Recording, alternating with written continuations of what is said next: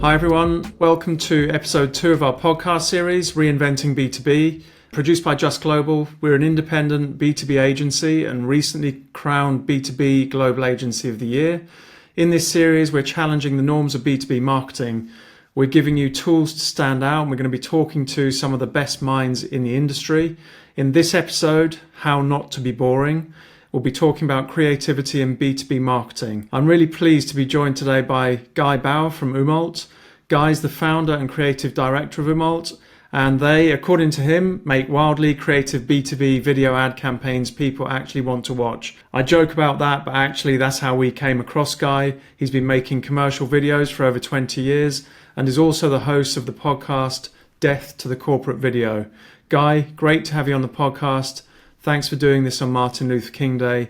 How was your weekend? It's great. Thanks so much for having me, John. It's a balmy negative 22 degrees Celsius here, so I'm happy to be inside with you. Wow, that's cold. We moan about 0 degrees, and that was today. The NFL not been going so great with you guys, apart from last week's game? Yeah, so, I'm a huge football fan. Unfortunately, I'm a Cincinnati Bengals fan, so we got eliminated from playoff contention, but I still enjoy it. The playoffs are the playoffs. I mean, they're amazing. Yeah, thanks again, and thanks for joining us. Yeah, for sure. I wonder if you could start by just telling us a bit about your company. You know, why did you start it? I know when we spoke a couple of months ago, you mentioned this Jerry Maguire moment, which I think is really apt for a video company. So yeah, tell me a bit about that. Umault was founded in 2019, and it was basically after almost a decade of making very boring corporate videos. And just kind of, the standard, interview the CEO, shoot people walking down a hallway in slow motion, people collaborating at whiteboards, all that kind of safe B2B corporate video stuff. Yeah, and after almost a decade of doing that, yeah, like you said, I had this Jerry Maguire moment where I was like, as a creative, it's just the most unfulfilling work. But then also as a business owner, I knew the truth, and the truth is that these things are ineffective, and that's no way to grow a business when you knowingly know that this work is not really effective, because we would deliver these corporate videos and they would sit on our clients' pages with like 35 views and no one liked them.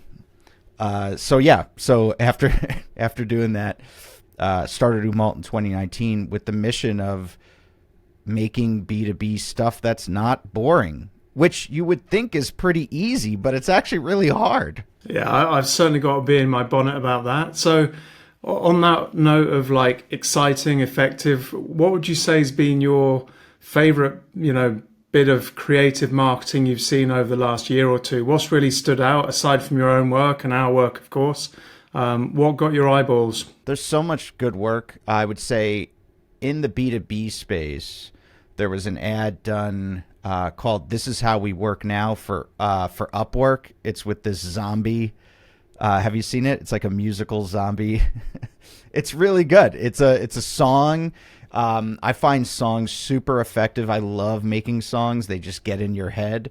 But essentially, it's a spot for Upwork, and the lead character is this dead CEO zombie, and basically he's saying that the old ways of working are dead, like him, like with offices and just old ways of doing everything live, and that now, and by having full-time employees, and then now with Upwork, it's the new way, the undead way is using freelancers and stuff like that. So I definitely recommend you check it out. It's called Upwork.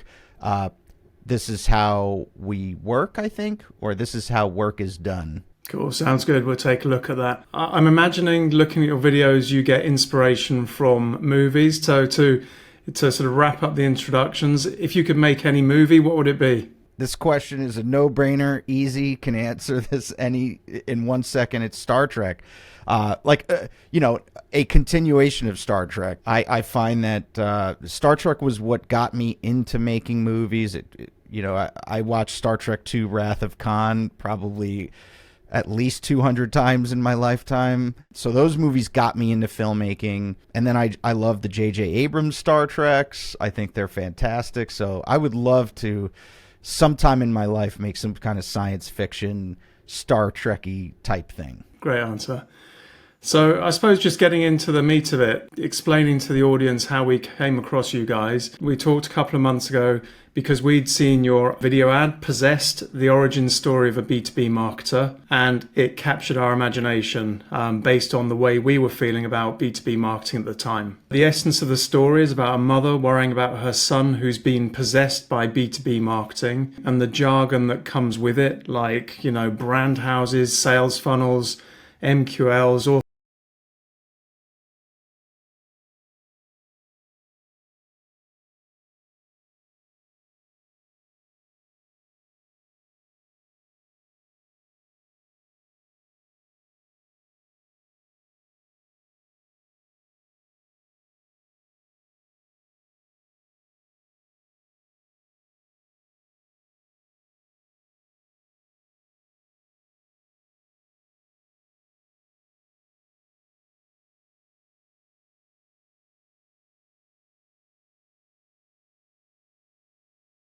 That I have and that just come out on paper. I just make fun of stuff. Yeah, how it came to be with so it's a movie trailer parody. So so in 2021 we had this idea for making a horror parody trailer for Halloween. So we made a spot called The Stalking, and it's about a woman who downloads a white paper, and her coworkers are like, "Don't do it, don't do it. They're gonna get you." And she's then stalked via text message, phone calls. She downloads the white paper. It's like one of those lame white papers that's like, like be more authentic, stuff like that, just like $2 advice. So, and then she gets stalked, and that performed really well. And then we made another horror trailer in 2022 that performed really well. Then last year we made 2 parody trailers. We made one that was parodying Last of Us, and then the one that you saw, the Possessed, that was another horror trailer. And so Possessed was our most successful trailer because we had done 3 previous. And I think that's one of the key takeaways I like to preach, is that marketing is just experimentation. And you have to experiment, and then when you nail something, when you hit something, then go in and tunnel in. And so Possessed, very successful, but it took 3 previous attempts at a horror trailer for Possessed to hit, if that makes sense. So you're saying you could have easily have given up, but it was like 2 things that made that work, and I suppose made us see it. One was consistency, and the other was around creativity and thinking around the problem, which, we loved. And I suppose what I've heard in a number of places over the last 3 months is that, many, many B2B ads are becoming invisible. Research last year by the B2B Institute called out that like 78% of B2B ads are essentially like invisible or wallpaper. They're not polarizing enough. They're neither great or rubbish to get noticed. And that is one thing that we're really trying to build into our thinking when we're working with clients and so on. And I suppose leading into the next part, it's what do you think this says about B2B marketing today? Your business is based on the premise that our industry needs creativity. And in some cases, we collectively are feeling like the larger organizations are, I'm not saying killing creativity, but maybe stifling, and there are challenges getting it through legals and stuff like that. What's your view on that? What do the best ads kind of do to overcome those problems? Yeah, so I think one of the primary reasons why B2B struggles with creative is that it's new. Creativity is kind of an emerging idea. The B2B Institute put out that the 2030 trends, and that was, that's where a lot of these ideas of like, hey, this stuff is mostly bad and boring. Well, that white paper, that report just came out. It's only 2 years old. So this idea of creativity and branding and not being so features and benefit orientation and not oriented, and not being so activation oriented, this is new thinking. And so a lot of it, I think, is that organizations don't know how to process it. There's no real structure yet. that has been established for processing creative. And then the other thing is psychologically is the risk that it takes. Like you said, there does need to be a decision to polarize. And B2B organizations are fundamentally not looking to polarize at all. They want to do the exact opposite. They want everyone to love them. And that's just not possible. I think of it like the musical Hamilton.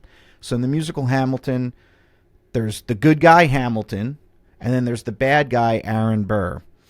And Hamilton is divisive, and he really doesn't care who he offends. He just speaks his mind. He doesn't offend to offend. He speaks his mind. And whether it offends you or makes you love him, he's okay with. But he speaks his mind. He speaks his truth. Aaron Burr wants everyone to love him to the point of not speaking any truth and just speaking things in just very general, vague ways. Aaron Burr tells him in the musical, talk less, smile more. Don't let them know what you're against or what you're for. That's how many B2B organizations view marketing, like Aaron Burr. And 200-something years later, Aaron Burr is the bad guy, not the good guy. Hamilton, who was very polarizing, is the good guy. We, as humans, like people and organizations who speak their mind, who aren't afraid to tell the truth. And so, but again, this is an emerging thought in B2B. This is new. So it's on us, agencies and marketers, to like nurture this thought and just keep preaching about it and just keep talking about it. And eventually it will become ubiquitous. But for now, it's still emerging. And that's why there's a huge competitive advantage for the organizations who do act like Hamilton and not Aaron Burr. You can, can you capture excess share of voice now? Now is the time where you punch above your weight class. Yeah, I love it. So why, in your experience then, do you think that B2B enterprises tend to be a bit more risk averse when it comes to creativity in their marketing and activation? You know, that idea of, you mentioned share of voice. That takes brand effort, storytelling, disruption, and often probably marketing organizations are focused on short-term, metrics. So what's your view on that? How can we overcome that? Well, I think we have to overcome it through speaking differently about creative. So meaning, don't try to, like, if stakeholders and organizations have a very logical, rational approach towards marketing or towards creativity, well, then don't go to them with, you got to check out this idea. It's really funny. Look at this script. Look at these storyboards. Wow, isn't it amazing? It's like apples and oranges. It's the wrong language. It's like totally incompatible language that you're trying to argue with. Because creativity is totally subjective, right? So that's a losing argument. And Rory Sutherland talks about this in his book, Alchemy. It's like trying to sell some kind of magical potion to a CEO. They're not going to do it. So what you have to do is take your idea and then almost convert it into C-suite thinking and speaking, and make a logical, rational argument for why you need this creative. Kind of backtrack it. So here's an example of how to translate something into a logical argument. So say we have this spot. We're in kind of fintech. Let's say we're in fintech and it's a funny spot. And fintech, traditional big fintech, is very, vague. They're very Aaron Burrish. They don't want to say anything. There's lots of compliance. There's lots of regulation, stuff like that. But let's say we want to sell some kind of funny creative to the fintech stakeholder. Again, the worst thing you can do is go, hey, fintech stakeholder, this thing is really funny. Look at it. Come on. Isn't it funny? Because their risk brain is going to turn on and just say, yeah, but that's risky. Goodbye. So what you have to do is make a logical argument. And here's how you do it. Here's the best way. You pull up ads and creative from your top 3 fintech competitors. Odds are they're all going to have the same look and feel as your creative. vague kind of benefit statements like change your world or we empower you, stuff like that just means nothing. Put it on a spreadsheet or put it on like a deck, a PowerPoint deck, and put the three creatives side by side, and then put maybe your current creative next to that. And now the stakeholder can see and make a very logical decision that, well, it makes no sense to do what everyone else is doing. And now you've, using logic, convinced them to do something different. And then lo and behold, you have this creative idea that is something different. So it's just putting it in a different spin. You cannot argue creative. You will lose every time. You can't go with an idea. What you have to go with is logic that leads to an idea. When they're worried about their personal reputation, especially in that example you gave in fintech, is that a barrier? And does that come over time with trust? Do they start believing you more over time? Does that reputation become less of an issue? Yes. So try to do little things that lead you to an end goal. Think of this as a 5-year plan rather than, we're going to do something really game-changing next month. Think of it, maybe 5 years is a little long, but think of it in terms of, let's turn this ship in 2 years. Let's give ourselves 8 quarters to take little baby steps and show the stakeholders not only is it safer to be bold and us, it's actually safer, but their reputation will kind of precede them. A lot of times what we've seen is our the C-suite stakeholders of a lot of our spots will go to a conference and everyone will be like, "Oh, you made that thing, that was hilarious." And they're like, "Oh, wow." Like they'll start psychologically wrapping their head around like, "Oh, so actually you can make a dent in the universe if you say something unique." So take little small things, little small steps towards this, towards the creative you want to be doing. Get them used to it. And like I said, it's actually safer to be unique. It's kind of like in Indiana Jones and the Last Crusade. He's in the speedboat and he's approaching 2 ships that are like slowly coming together. And if he stops, he's going to get crushed. What does he have to do? He has to go faster. And that's kind of that like bold decision. It's the way to be safe in that scenario with the 2 ships coming together to avoid being crushed is to go further into it at a faster rate. That's kind of counterintuitive, and that's very uncomfortable for organizations to do. But what you have to do is, again, work slowly, take little baby steps, and eventually your organization will get the appetite for creative risk. And by creative risk, I don't mean do something that's going to get you in trouble, something that's, awful, that hurts people. I mean something that takes you into the Hamilton direction, where you're saying your company's unique thing in a bold way. Cool, I love that. So in summary, really, it's like creativity can improve and accelerate over time. Continual testing, looking at the competition can help find a unique position for companies in terms of what's their creative voice, what's their angle, what's their story. That appetite for, I'll say, risk can increase over time when you win over your stakeholder, their counterparts and peers in their business. So it's like it gives us hope, right?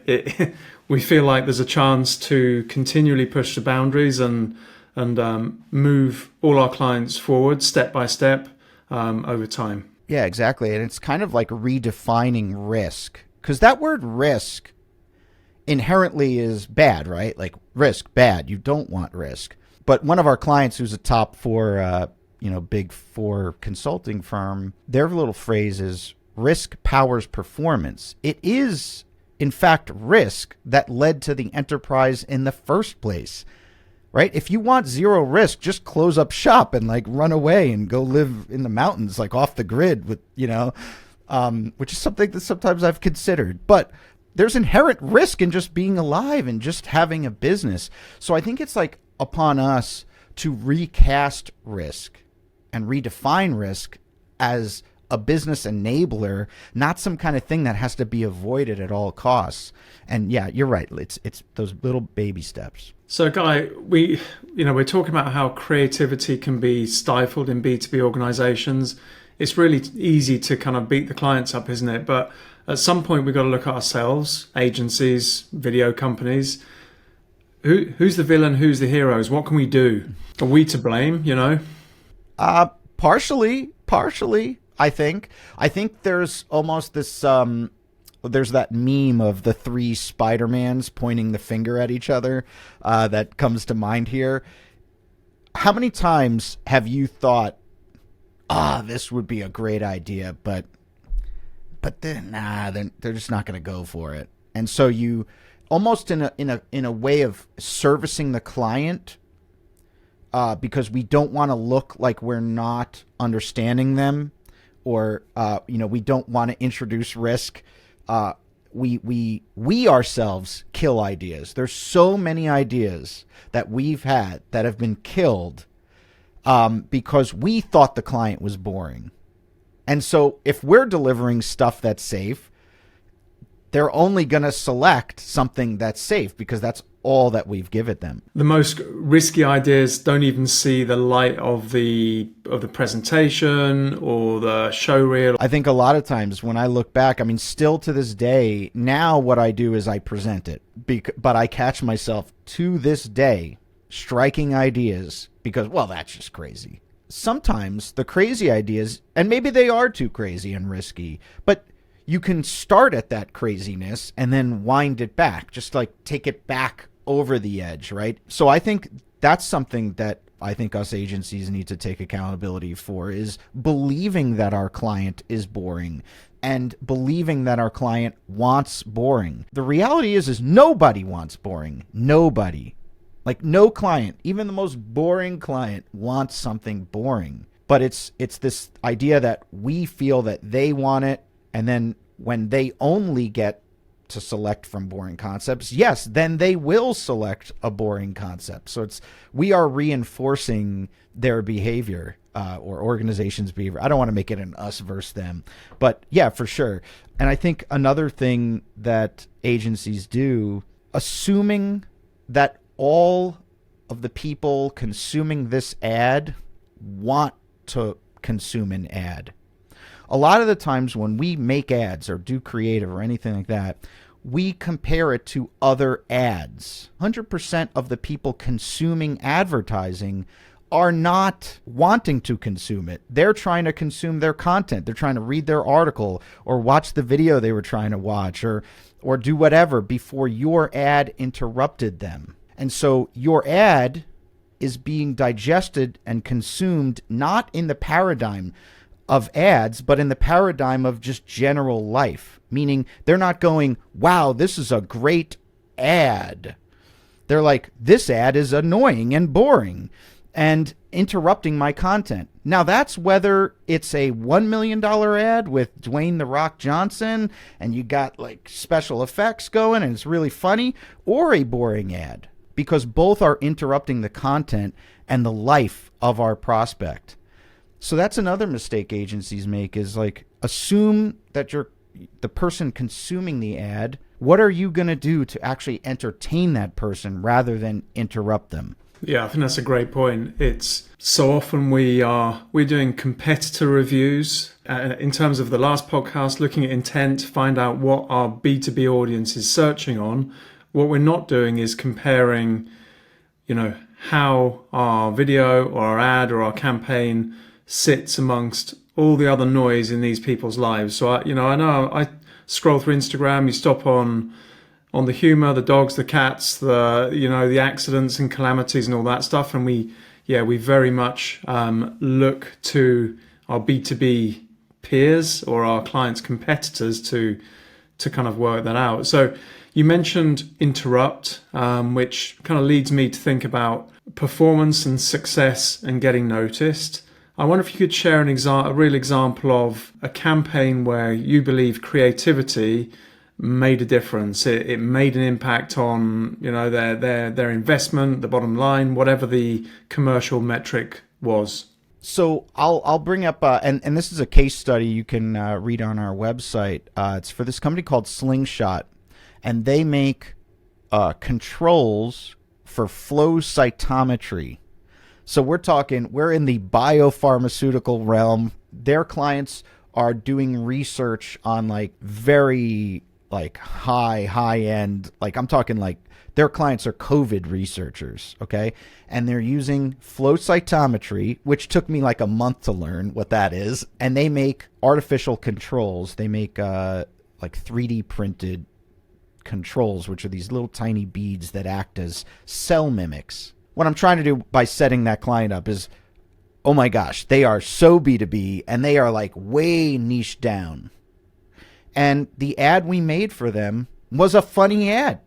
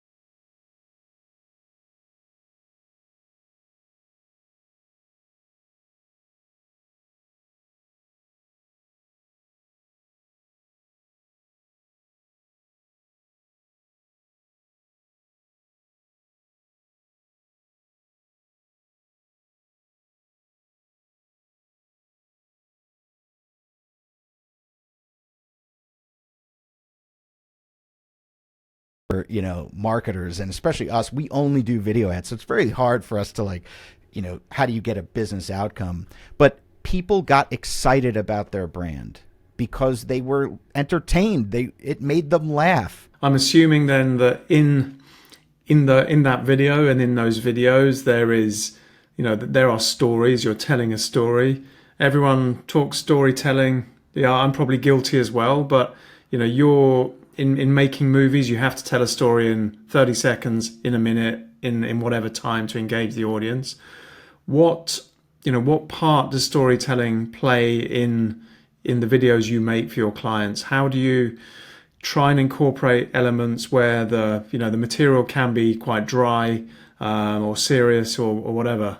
Honestly, I don't think about storytelling. I know like it's important, it's what we do and all that stuff, but I think that's another kind of misstep that a lot of agencies and brands make, is that they go, okay, we need to do storytelling. All right, let's look up a character arc. So the character is introduced, then they have a problem. And we always try to put things in frameworks and steps and all that stuff. So I don't really see it as storytelling. The Slingshot ad in particular is not like a this happened, then this happened, then this happened. You know what it is? It's a skit.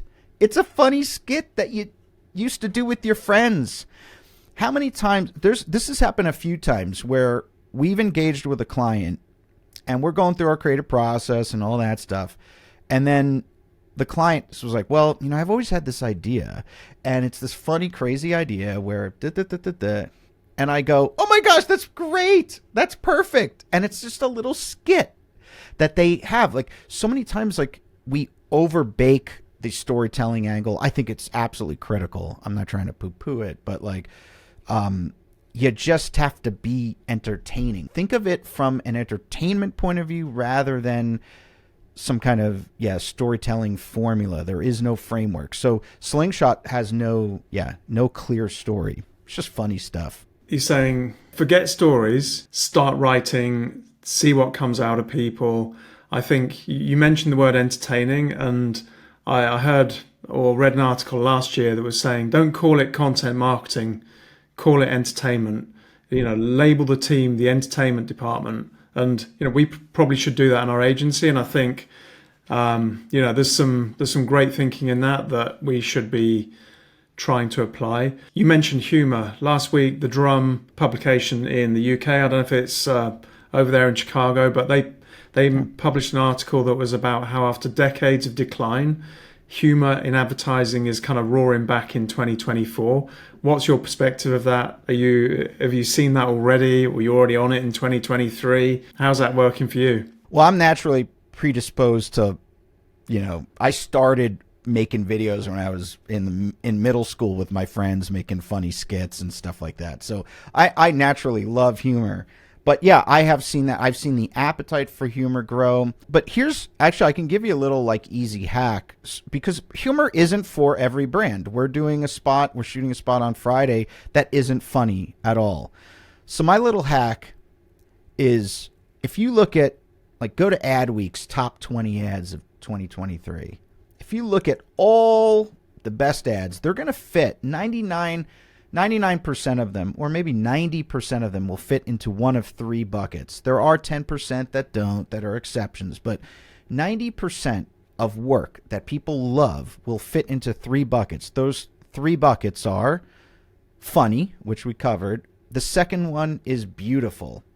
So make a thing that is so beautiful that people can't help but look at it. So I don't know if you've seen this Patron ad. It's a gorgeous ad. It's beautiful, right? It's absolutely gorgeous. So that's the second one. And the third one is make me cry. Funny, beautiful, make me cry. Try to fit into one of those three buckets, and at least you have the macro concept bucket in something that people naturally like. And if you search your mind of all the creative that has ever come across your brain, they're going to fit into one of those three buckets 90% of the time. Yeah, it's interesting you say that. When you talk humor for the first point, I can't readily recall something that's coming straight to mind. When I think of beautiful ads, I think about probably Apple, maybe IKEA in some of their ads as well. Yeah. The ad that actually made, I think, a lot of people in our agency come to tears was a $700 video about a pub in Ireland that was and it was all about the pub and the old guy who had no friends, who went to the pub and met a couple and they looked after him. And it was just the story was brilliant. You kind of immediately hooked in and listened. And I know there's a lot of, the Slack channel kind of went crazy as people were sharing that. And yeah, there was a Guinness logo on one of the glasses he was drinking. Now, I don't know if there was a sponsorship deal there or whatever, but it was an unbelievably good video and emotional story. So completely relate to that. In B2B, what do you think we can learn from B2C marketing? Maybe what they can learn from us? I think what we can learn from B2C is that you need to market. It's not optional. There's a lot of B2B organizations think still to this day that marketing is, it's like a cost center. It's going to be expensive and you don't get leads immediately. In that B2B Institute report, maybe it wasn't the 2030 trends, it was another report. They talk about the 95-5 rule. 95% of your target audience are not in market. Only 5% of your target audience are in market at any particular time, which is why a lot of brand and creativity there is no immediate tangible number of leads, number of pipeline generated when you do something that's creative or that's more awareness, right? So I think what B2B organizations need to learn from B2C is, why does Coca-Cola still advertise? To this day, why does Toyota advertise? It's because they have to. They have to keep marketing in order to stay where they are. So why would it make sense for you not to market, right? So A is that you must do it, and you must do it on a consistent basis, and not this fits and starts thing where you do one thing, you try to get an activation, or you do some kind of brand thing and you give it 6 months and no leads come in, and so you give up on it and go back to pure activation. It's not going to work like that. It's an ever evolving long-term thing, this idea of marketing. So I think that's the main thing they can learn from B2C is just to do it and stop trying to be perfect. Yeah. Just put it out there. Oh, I forget what book I was reading, but they were like, why does bad marketing exist? Because it works. It still works. The worst mattress ad is better than no mattress ad, right? As long as your company puts something out, even if it's terrible, it's better than nothing. And then what you do is experiment and do what B2C companies have been doing for years and years and years. They test, experiment, and then they find out a formula that works. And then just like we have Geico in the United States with the Gecko, or, I know, what's that company in, is it Boots that does the yearly Christmas ad? Oh, there's a few. When you're talking there, I was thinking about there's the Christmas ads. There are, there's John Lewis was the one historically that has been kind of leading the charge. And when you talk about consistency and just keeping going, like Christmas doesn't start in this house anyway until the Coca-Cola lorry has been on our screens. And, even bad ads work better than nothing. Like on the flip of that a bit, what do you think are some of the innovative or new trends and approaches that B2B marketers could consider to break away from the norm, not just do the same thing every week, every month? Here's what I would do. Here's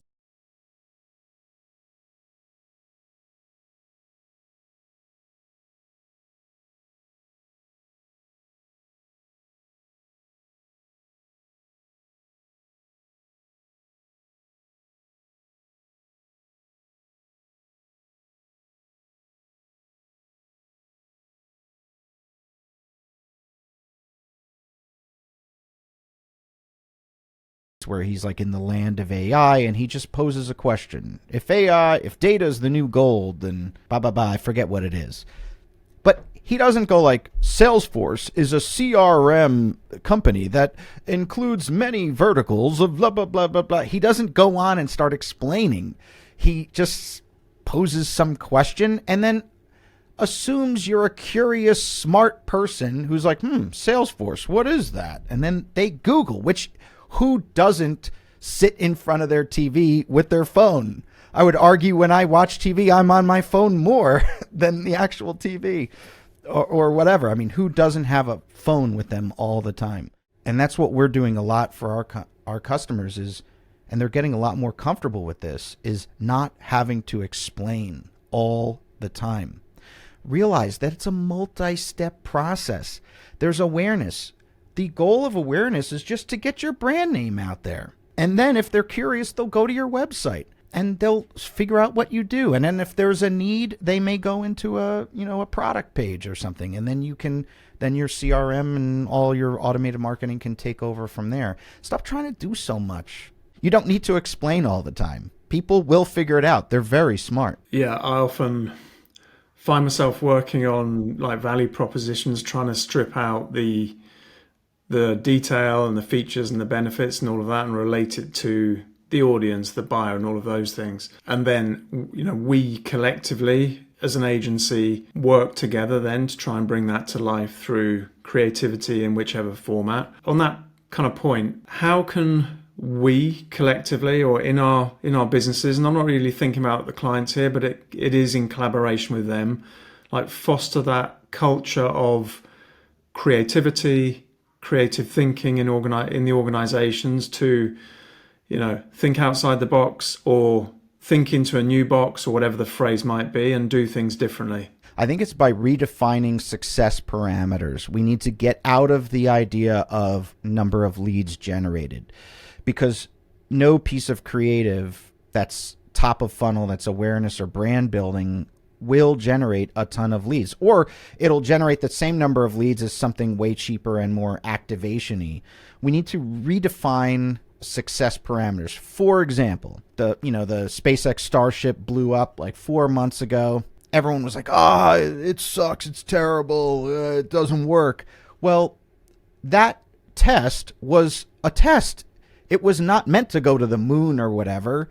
And the fact that it blew up, actually, they made it blow up, because the test was over and it was starting to go out of control. The goal from that launch was to get data. The data will then be used for the next launch. Redefine success parameters as data finding missions rather than lead generating missions. Because if we're always just behold, to the MQL number of MQLs or whatever, it's going to squash creative. What you want to do is when you launch campaigns that are creative, you're on a mission to find success indicators that will lead to creative further down the line. That will, just like we did. Our first horror trailer was in 2021. It wasn't till the one in 2023 where it actually hit and led to the leads. So it took 2 years of testing and ships blowing up. And I'm okay with that investment because eventually the leads will come. So your goal is not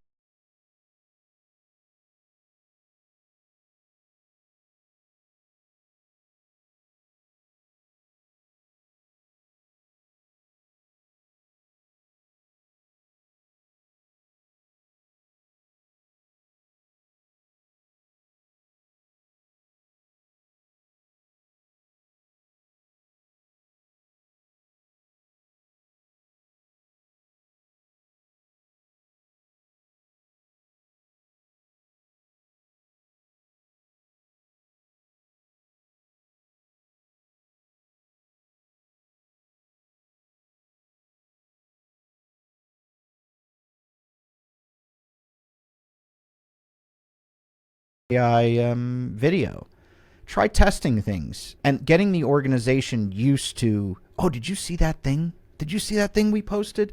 A huge side effect of marketing, and I'm in the video realm, is your internal people see them too. And it gets them proud to work where you are. And maybe they'll post it to their LinkedIn and amplify it. So I would just start priming the pump here. Start doing little projects that are so below the line, like so below the radar, like the altitude where radar picks you up.